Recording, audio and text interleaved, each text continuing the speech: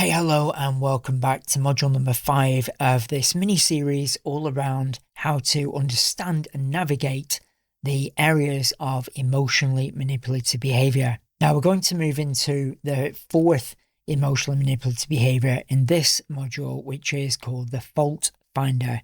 Now, it is, as it says on the tin, the fault finder. It finds fault in their target.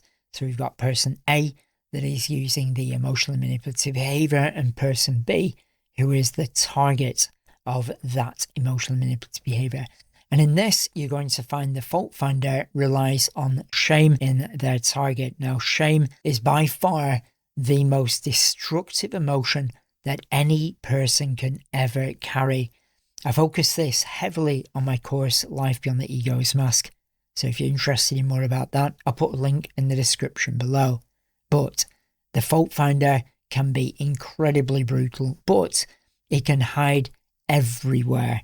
You will see it every single day in some way, shape and form. But just to say again, if this is the first module that you're looking at, it is essential to go back, especially to module 1, because there I explain about how the foundations of emotional manipulative behavior arise in a 3-stage process. It's not enough to call somebody a narcissist or a gaslighter, because just calling them that is like putting our thumbs in Chinese thumb locks and then trying to break free. But what happens is the more we fight to break free, the more trapped we become. If we are ever going to break the cycle of people using emotional manipulative behavior on us, it is essential that we understand the perspective of the other person and our perspective as well. Only then can you navigate around this very complex area. Okay, so with all that said, let's take it to the screen and look at the 6 areas as we have done with the prior emotional manipulative behaviors. The content or information in these videos is for educational and informational purposes only. You can see here we've got one of our trusty mannequins looking very expressive, and they've got the hand up of, "I am sick and tired of you," or "What are you doing? Why do you always keep making these mistakes?" So what is the emotional manipulation of the fault finder? The fault finder is the continual critic. Now, this could be hit with a hammer or dripping water hollows a stone. So hit with a hammer is a really intense abuse, and dripping water is lots of tiny insults and smirks or whatever it may be that's just under the radar, but enough to start to trigger the person's vulnerability. But the fault finder is the continual critique directly or by comparison of their target to other people or situations, and is to insinuate that the target is substandard in whichever area they focus on. So if it's in their fitness life, in their relationships, in their job role, in the way they dress, anything and everything can be a potential target for the fault finder.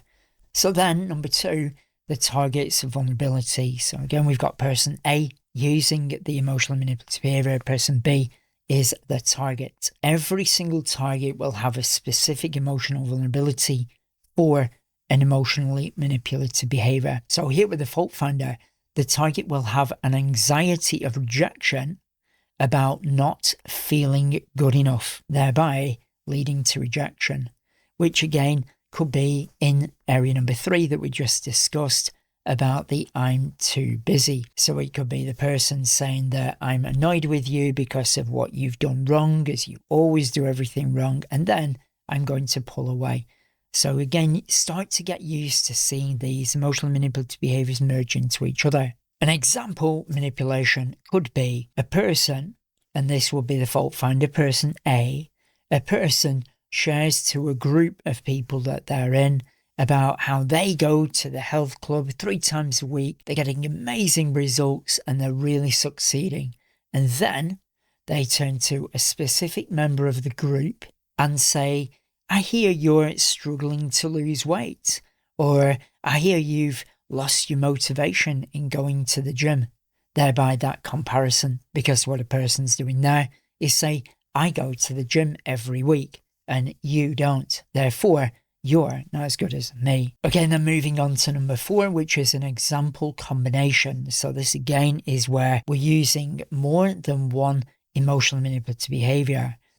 If we're just using a fault finder, it's a person who insults another person by degrading them in some way, and that's it. A combination here could be when a person A, is trying to sell their target a very expensive item by implying that they are cheap and should spend more. So they're trying to sell them an expensive car and say, well, this car that you've got currently is terrible.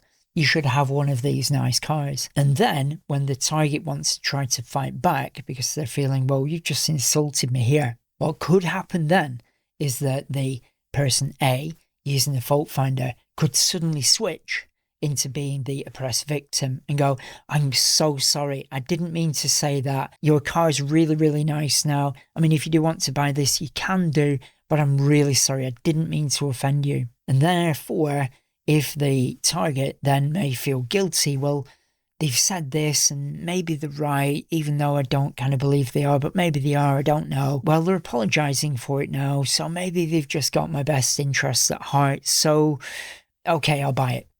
And that's how they fall into the trap. It's all about deception. And again, most people don't even realize that they're using these emotional manipulative behaviors. They may have learned them many, many years ago and haven't a clue that they're actually using them. Okay, then moving on to number 5, an example counter defense if you find yourselves in the midst of somebody using the fault finder emotional manipulative behavior. So if it's implied that somebody says to you that you should have a better job at your age, for example, then you could continually ask questions about the intention behind their statement. So it could be, when you say about my age, how do you mean with that? Or what is it that you think I should do at my age? Or do you not feel that it's right for me to be doing the job at my age? What would you suggest I do? Or why is it not good enough?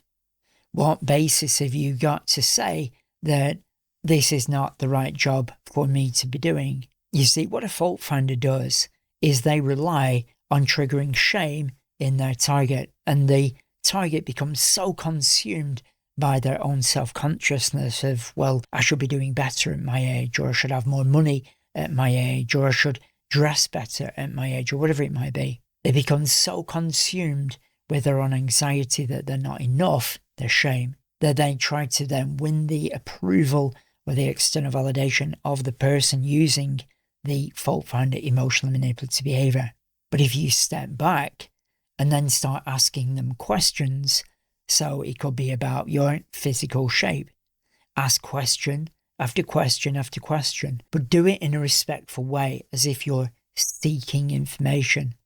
Because if you were to ever come back to a fault finder and say, what do you mean at my age? Why shouldn't I have the job that I've got? You've already triggered, and then that will send a signal that you're vulnerable, and the person using the emotional manipulative behavior will continue to use more because they know you've triggered. It's essential to stop, reflect, stay as calm as you possibly can, even though sometimes that's easier said than done, but just ask question after question after question, because the fault finder isn't necessarily relying on the truth, it's relying on triggering the target's insecurity that they are not good enough. The more questions you ask for validation, the more they will start to realize that they're not just saying that for your best interest, they are actually saying it to manipulate you. But also as well, be cautious around using counter defenses unless you know the full situation, because sometimes you might use a counter defense of asking questions and that person could be a very skilled fault finder. They could be very, very quick-witted. And if you don't know what you're doing and they come at you with full force, it could expose your deepest vulnerability, because they might have said 5 or 6 things in succession of each other, totally overwhelmed your mind, and you feel really confused, and the situation actually felt much harder to deal with. Okay, number 6 is, when is this not a manipulation? So, for example, if a person is not looking after themselves through anxiety, depression, this could be person B, and then another person pulls them on that and says, well, you're not looking after yourself. So there, a person isn't fault finding. They kind of are, but they're not. But they're doing it for the other person's best interest. And that's perfectly fine. The fault finder, however, will manipulate and degrade subtly. Whereas when it's not manipulation, it's a person just trying to help somebody out by pointing out that if they carry on going down that road, it's going to get much harder for them to live their normal life. So that is, again, a good thing that somebody could do for another person. Sometimes in life we go down wrong paths, and it's really good when we've got those good friends with us to kick us, to tell us that you're going down this wrong path. You need to take some responsibility. That is emotional manipulative behavior number 4, the fault finder. Like I say, you will see this everywhere. It's in media, social media especially, in newspapers, on the news, wherever you go. Social media ads, basically anything. For example, it could be you're buying a phone and then they could say, well, here's the budget phone, even though the budget phone might be good enough. But then they'll say, well, if you want this phone that's better, because then you'll look really cool like all these cool people on the advert.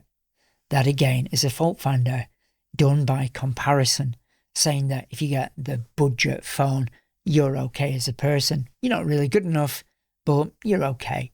But if you get this really cool super duper phone, that means that you then are good enough in their eyes. It's all about this authority status. What you'll find is that is what a lot of these emotional manipulative behaviors rely on.